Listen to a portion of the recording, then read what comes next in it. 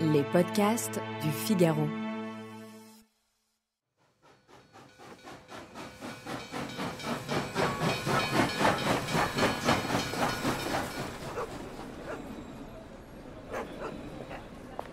En mars 1940, en pleine Seconde Guerre mondiale, Albert Camus débarque à Paris. Il a quitté son Alger chéri pour la métropole. Ici, il vit à Montmartre, dans un hôtel.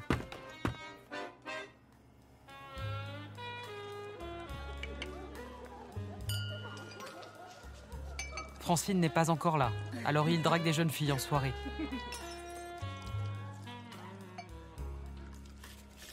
La journée, il travaille au journal Paris Soir comme secrétaire de rédaction. Il met en page des articles écrits par d'autres, mais il ne s'en plaint pas. L'autre jour, il a même déjeuné avec André Malraux. Albert Camus lui a parlé de son nouveau projet, un roman. Il s'appellerait « L'étranger ». Aujourd'hui, maman est morte. Ou peut-être hier, je ne sais pas. Comment est-ce qu'on vous appelle? Albert Camus. Albert Camus, prix Nobel de littérature. L'artiste, le moraliste, le philosophe. Et ils ont frappé. Les sanglots longs. L'art et la révolte ne mourront qu'avec le dernier homme. Troublé en Algérie. Je vous ai compris. Et dans le temps même où sa terre natale connaît un malheur incessant. Quand il est là, même quand il n'est pas là, le monde est peuplé. Chaque génération, sans doute, se croit vouée à refaire le monde. La mienne sait pourtant qu'elle ne le refera pas.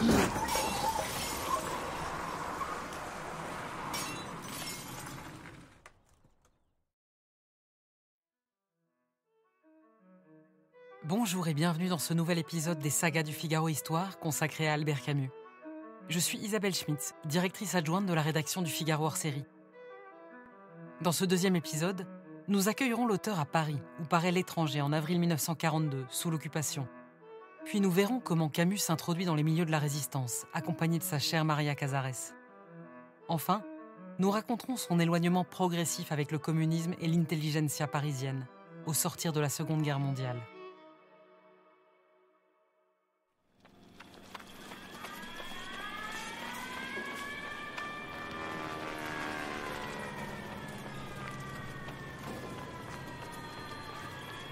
Mai 1940.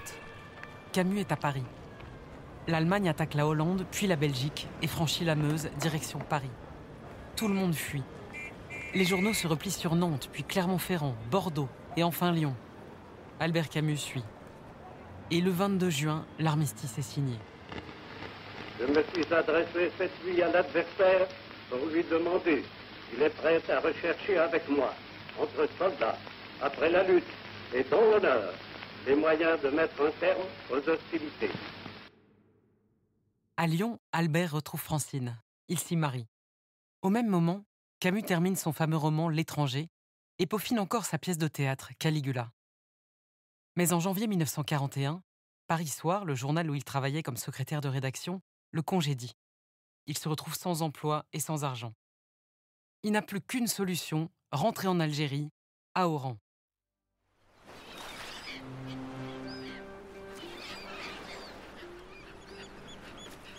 Là-bas, sa vie ronronne, alors que l'Europe est à feu et à sang. Un jour de décembre 1941, Camus reçoit une lettre de la part de Gaston Gallimard. Il accepte d'éditer son nouveau roman, mais à une seule condition, obtenir l'autorisation de la Propagandstaffel. Le service des autorités allemandes en charge du contrôle de la presse et de l'édition pendant l'occupation. Le responsable de la censure, le lieutenant Heller, lit L'étranger en une nuit et donne son accord dès le lendemain. Le 21 avril 1942, L'étranger est imprimé par Gallimard. 4400 exemplaires sont publiés. Mais il paraît à Paris, pas à Alger. On fait envoyer des exemplaires en Algérie, mais Camus ne les reçoit pas.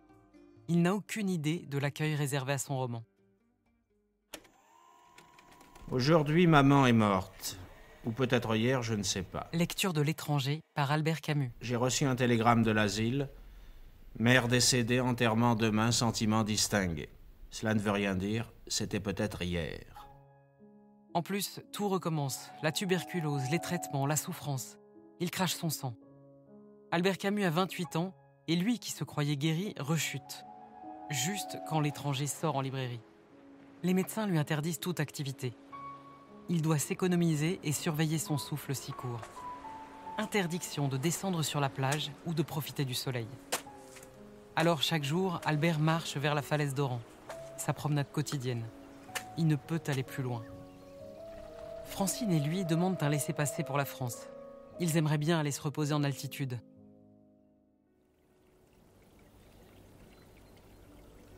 Une parente de Francine tient une pension sur la hauteur de Chambon-sur-Lignon, en Auvergne. Le couple y passe l'été 42, et pourquoi pas l'hiver. Camus en rêve. Il rêve du froid, du gel, des flocons qui tombent sans faire de bruit. Il ferme les yeux et s'imagine près d'un feu, au chaud à l'intérieur. Avec dehors une tempête de neige qui dessinerait des rosaces de givre sur les fenêtres. Ce monde clos recroquevillé sur lui-même ne serait-il pas le meilleur endroit pour écrire son nouveau roman ? Il pense l'appeler La Terreur ou La Peste.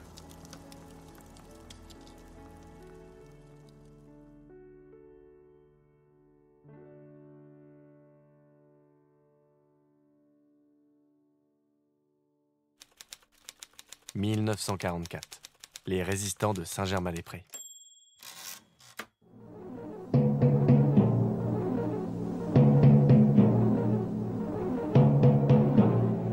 Ici, Londres. Les Français parlent aux Français. Veuillez écouter tout d'abord quelques messages personnels. Les sanglots longs des violons de l'automne. Je répète, les sanglots longs des violons de l'automne blessent mon cœur d'une langueur monotone. Je répète, blessent mon cœur d'une langueur monotone. Le 6 juin 1944, les Alliés débarquent en Normandie et Albert Camus rencontre Maria Cazares à Paris. Elle a 21 ans, lui 30. Elle est née en Espagne et a fui quand Franco est arrivé au pouvoir. Ils se sont rencontrés un soir de répétition de la nouvelle pièce de Camus, Le Malentendu. Maria Cazares était pressentie pour un des rôles et Albert est tout de suite tombé sous son charme, avec ses yeux fendus, sa voix rauque et sa pointe d'accent espagnol. Elle est secrète, à la fois lointaine et ardente.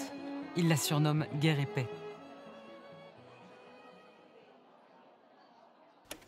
J'ai reçu à l'occasion de cette pièce la joie la plus grande qu'un auteur puisse recevoir. Albert Camus, à propos de Maria Cazares dans Le Malentendu. Celle d'entendre porter son propre langage, par la voix et l'âme d'une merveilleuse actrice, à la résonance exacte qu'on lui avait rêvée.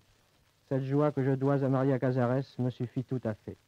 Il m'a été toujours difficile de parler de Camus. Maria Cazares, à propos d'Albert Camus, dans un entretien avec Françoise Favier. Je crois que je ne suis pas la seule à avoir ce sentiment.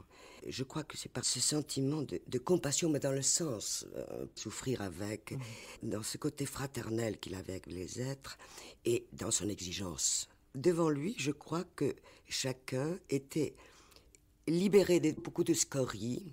On avait l'impression quand il arrivait, comme quand le médecin arrive, vous savez, et les gens se sentent tout d'un coup mieux. Et il avait ce don, ou cette espèce de sympathie, ou cette espèce d'accord qui faisait que chacun de nous, se retrouvant face à lui, eh bien, on était quand même tenté d'aller vers le meilleur de soi, en tout cas vers le plus vrai, vers cette espèce de noyau où on se sent le plus entier possible, en même temps entier avec le monde.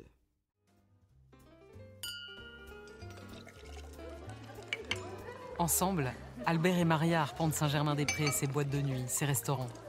Ils retrouvent Mouloudji, Georges Braque, Michaud, Jean-Louis Barrault, Sartre et Simone de Beauvoir. Sartre aime bien Camus, il se voit souvent. Simone de Beauvoir en est presque jalouse. Sous l'occupation, Saint-Germain-des-Prés est comme un aquarium où tout le monde tourne en rond. Les résistants, les collaborateurs et les tièdes, les indécis, les girouettes. On intrigue, on complote, on palabre. Albert Camus, lui, a eu ses premiers contacts avec la résistance il y a 2 ans, à Chambon-sur-Lignon. Et c'est de retour à Paris qu'il a rejoint le réseau de résistance Combat. Mais il n'a pas accès aux informations codées. Son rôle est modeste. Quant à Maria, Elle sert de courrier à la Résistance et transporte des exemplaires de Combat, le journal clandestin du réseau. Camus en est le rédacteur en chef. Comme moi j'étais un peu responsable de regrouper tout ça, j'ai dit bon, comment est-ce qu'on vous appelle? Jacqueline Bernard à propos d'Albert Camus et de son implication dans la Résistance. Il a répondu Beauchard, après avoir un peu cherché. Je ne sais pas pourquoi il a choisi ce nom de Beauchard, et j'ai jamais pensé à lui demander.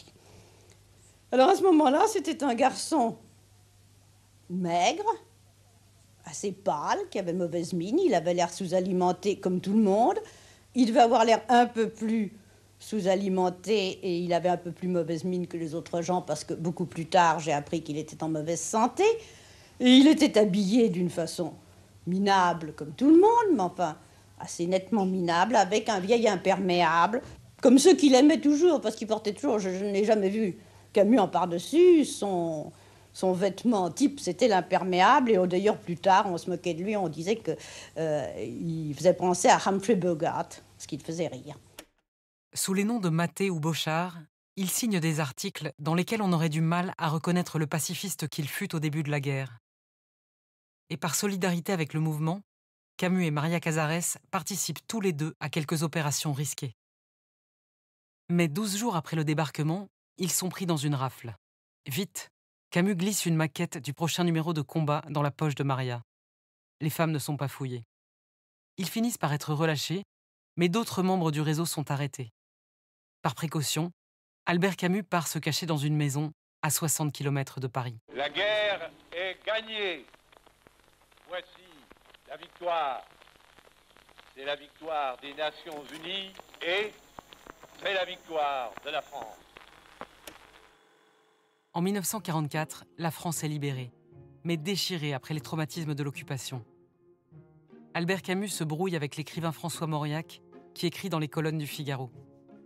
Pour Camus, l'épuration, la répression contre ceux qui ont collaboré avec l'ennemi, doit être ferme. Des jugements rapides, mais pas de peine de mort.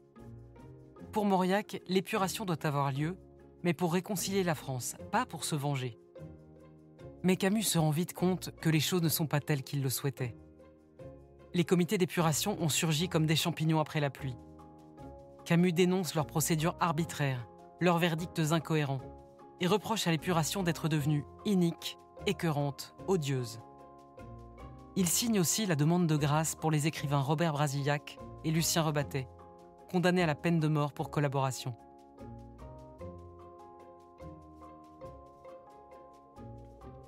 Rappelons le contexte. Mohamed Assaoui, journaliste au Figaro littéraire, spécialiste d'Albert Camus. C'est la fin de la Seconde Guerre mondiale, c'est le début de l'épuration, c'est-à-dire que tous ceux qui ont collaboré doivent mourir. Donc c'est la peine de mort, hein. Elle était en pleine vigueur. Et Brasillac, effectivement, est parmi ceux qui sont appelés à être condamnés à mort, par De Gaulle lui-même, hein, d'ailleurs. Et Camus, il dit son aversion contre la peine de mort, dans La Peste, et même d'ailleurs dans L'étranger, puisque le Meursault est condamné à mort. La position de Camus n'est pas que morale ou philosophique dans cette opposition à la peine de mort. Je devrais dire qu'elle est d'abord humaine. On ne peut pas changer de pensée sous prétexte que, bon, comme c'est un ennemi, bah, la peine de mort vaut le coup, mais s'il pense différemment, bah, c'est moins grave, etc. Non, il était opposé à la peine de mort, y compris pour ses ennemis, et notamment ceux qui ne pensaient pas comme lui, comme Brasillac. Il y avait aussi Rebattet, qui était une figure de l'occupation, qui était condamné à mort, et Camus, Mauriac et d'autres, hein, faut le souligner, s'opposaient à la peine de mort. On n'imagine pas comment c'était courageux à cette époque-là, parce qu'avec l'épuration, qui a connu aussi, son côté excessif, hein, Camus a écrit un essai, un pamphlet contre la peine de mort, et il n'a jamais changé de position. C'était assez courageux à l'époque. Et même un homme comme Robert Badinter a salué l'esprit et la pensée de Camus 70 ans avant. Hein. Donc, à cette époque-là, beaucoup souhaitaient la peine de mort pour les ennemis de la France.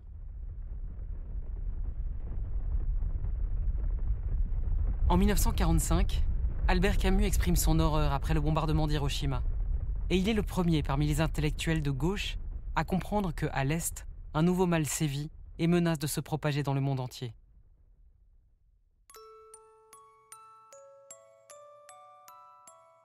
Au même moment, Francine accouche de 2 jumeaux, Jean et Catherine. Albert a retrouvé sa femme au Panelier, sur les hauteurs de Chambon-sur-Lignon, après 2 ans l'un sans l'autre. Mais il se rend vite compte qu'il ne l'aime plus vraiment. Il la considère presque comme sa sœur. Une sœur qui lui donne tout de même 2 beaux enfants, Bidas et Mandarine. C'est comique, comme il aime les appeler.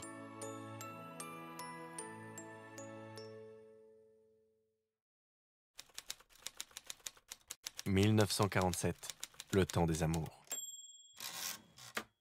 En juin 1947, il publie son nouveau roman, La Peste. Sartre fait l'éloge du livre en public, mais en privé, il estime que Camus n'est définitivement pas un génie. Dans Combat, l'ancien journal où travaillait Camus, on recommande la lecture du livre, mais entre les lignes, le lecteur comprend que sa morale laïque ne plaît pas. Les curieux événements qui font le sujet de cette chronique se sont produits en 1940 à Oran. De la vie générale, ils n'y étaient pas à leur place, sortant un peu de l'ordinaire. Lecture de La Peste par Albert Camus. À première vue, Oran est en effet une ville ordinaire et rien de plus qu'une préfecture de la côte algérienne. La cité elle-même, on doit l'avouer, est laide. D'aspect tranquille, il faut quelque temps pour apercevoir ce qui la rend différente de tant d'autres villes commerçantes sous toutes les latitudes. Comment faire imaginer, par exemple, une ville sans pigeons, sans arbres et sans jardin, où l'on ne rencontre ni battement d'ailes ni froissement de feuilles, un lieu neutre pour tout dire.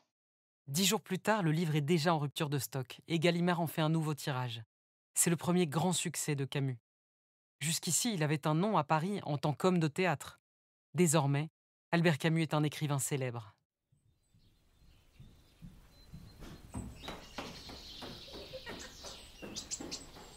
Au Panelier, la famille vit de beaux jours. Les jumeaux s'amusent au rez-de-chaussée pendant que Camus lit et rêvasse. Il repense à Maria Casares et Patricia, une jeune américaine rencontrée à New York en 1946. 20 ans, des yeux bleus et des cheveux châtains. Ensemble, ils ont écumé les restaurants de Chinatown et dansé le foxtrot. Albert Camus se souvient de toutes les femmes de sa vie. Mais une seule occupe une place particulière de son cœur, Maria, son unique. 1948, illusion perdue.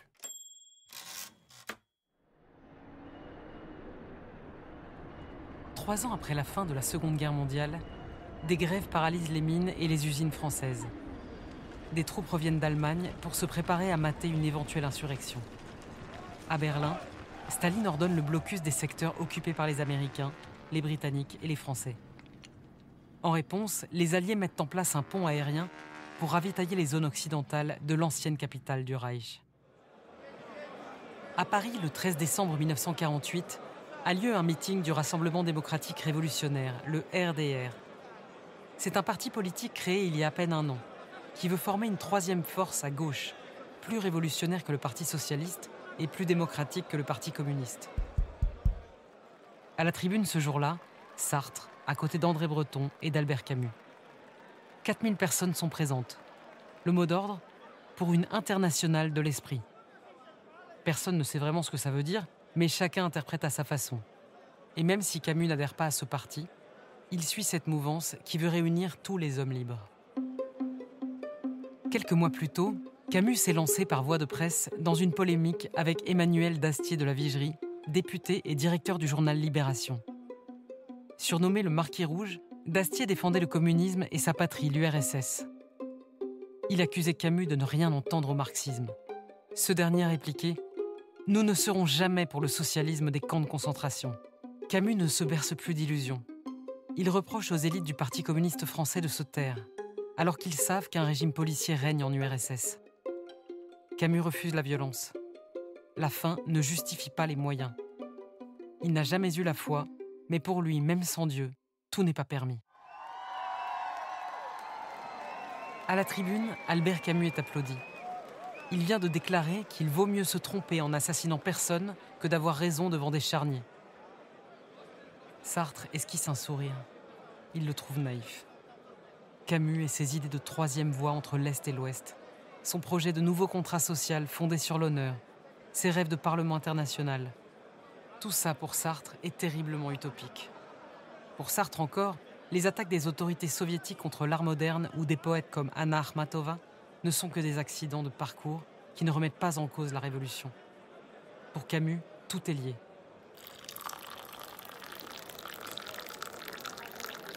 En effet, Camus ne renonce pas à son ancrage à gauche, mais préfère désormais les syndicalistes libertaires, les anarchisants, aux intellectuels progressistes qui écrivent des hymnes à Staline. Il s'éloigne de Jean-Paul Sartre et de Simone de Beauvoir. Camus leur préfère la compagnie du poète René Char, qui lui fait découvrir le Luberon, les Alpilles et le Mont Ventoux, toujours autour d'une anisette.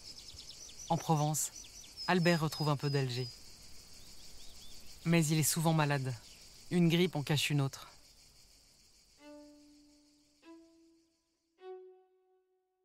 Un jour, boulevard Saint-Germain, il tombe sur Maria Cazares.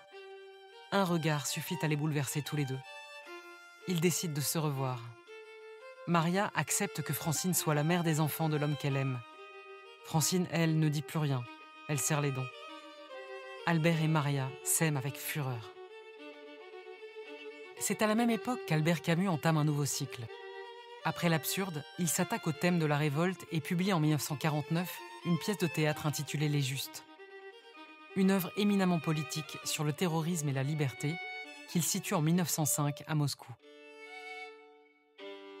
C'est un groupe appartenant au Parti socialiste révolutionnaire, un groupe de jeunes gens, entre 20 et 30 ans, en 1905. Maxime Daboville, comédien et metteur en scène des Justes. Qui décide de fomenter un attentat contre le grand-duc Serge, l'oncle du tsar, qui lui-même était gouverneur de Moscou, qui avait réprimé notamment la foule lors de manifestations, qui était un autocrate très dur. Ces jeunes gens ont lancé une bombe sur la calèche du grand-duc Serge, qui est mort en 1905. Ça a été un événement mondial, puisque j'ai d'ailleurs retrouvé des coupures de presse de grands journaux français qui en font leur première page. Kaliaïev, qui était surnommé le poète, parce que c'était quelqu'un de très littéraire, qui aimait la poésie, qui dénotait un peu parmi les autres, parce que c'était quelqu'un qui aimait vraiment la vie, qui était joyeux. Au moment de jeter la bombe, il n'était pas préparé à ça. Il aperçoit 2 enfants dans la calèche du grand-duc. Le grand-duc se rendant au théâtre. Et en fait, c'était le neveu et la nièce du grand-duc. Et il n'a pas lancé la bombe. Et ça a créé un débat au sein de l'organisation, évidemment. Et Camus s'en est immédiatement emparé parce que ça correspond absolument à sa philosophie qu'il va développer ensuite dans L'Homme révolté. L'Homme révolté, qui est un traité philosophique qu'il écrit en 51, donc 2 ans après Les Justes, sur la fin et les moyens. Révolte et révolution. Il faut vouloir changer le monde, selon Camus. C'est un progressiste, hein, c'était vraiment un homme de gauche qui correspond à son époque. Mais justement, il dit, le problème, il y a un hiatus, c'est que l'œuvre révolutionnaire produit de la violence, nécessairement. Et jusqu'où peut-on aller ? Il faut limiter ça, absolument. Les Justes ont été créés en 1949. C'est au départ Albert Camus lui-même qui faisait la mise en scène, mais il a eu une crise, il était tuberculeux, il a eu une énorme crise à ce moment-là, donc il n'a pas pu assurer la mise en scène. Les 3 grands rôles, c'était quand même Reggiani, Maria Cazares, qui était la grande amoureuse de Camus. Il faut comprendre que le rôle de Dora est un rôle absolument magnifique, notamment pour l'époque où les rôles de femmes dans le théâtre français étaient un peu minorés. C'était quand même très patriarcal, comme on aime à dire aujourd'hui, mais c'est vrai, notamment au théâtre. Et là, le rôle de Dora est extraordinaire. Nous, on a coupé un peu, mais il est vraiment prépondérant dans la pièce. Et il y a même des scènes, on n'en peut plus, des scènes entre Kaliaïev et Dora qui durent des plombes. Mais c'est parce qu'il était dans un délire amoureux. Donc l'amour rend aveugle, donc il a écrit des scènes où il s'est laissé complètement aller parce qu'il était dans une passion amoureuse dingue avec Maria Cazares. Donc ça, c'est aussi amusant de revoir les circonstances. Et puis le 3e, qui jouait Stéphane, c'est Michel Bouquet.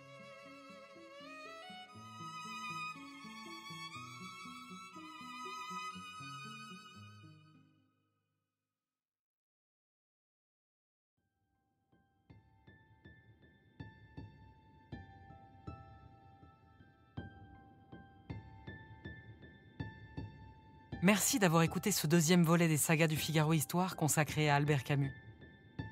Dans le 3e et dernier épisode, nous suivrons en novembre 1951 la publication de L'Homme révolté, un essai qui met Albert Camus au banc de la gauche intellectuelle. Nous l'accompagnerons ensuite en Algérie, ébranlé après la Toussaint Rouge, puis en Suède, pour recevoir le prix Nobel de littérature en 1957, avant l'accident mortel dont il sera victime le 4 janvier 1960. Cet épisode a été adapté pour l'audio par Salomé Boulet, d'après le texte d'Irina de Chikov pour le Figaro hors-série, avec la participation de Mohamed Assaoui. Il a été réalisé par Astrid Landon. À la production, Aude Cérès et Salomé Boulet. Prise de son, Louis Chabin. Le Figaro hors-série Camus est disponible en kiosque et sur Figaro Store. Vous pouvez retrouver les sagas du Figaro Histoire sur le site du Figaro, rubrique podcast, et sur toutes les plateformes d'écoute. Si vous avez aimé cet épisode, n'hésitez pas à donner votre avis en commentaire et n'oubliez pas de vous abonner pour ne pas manquer la suite.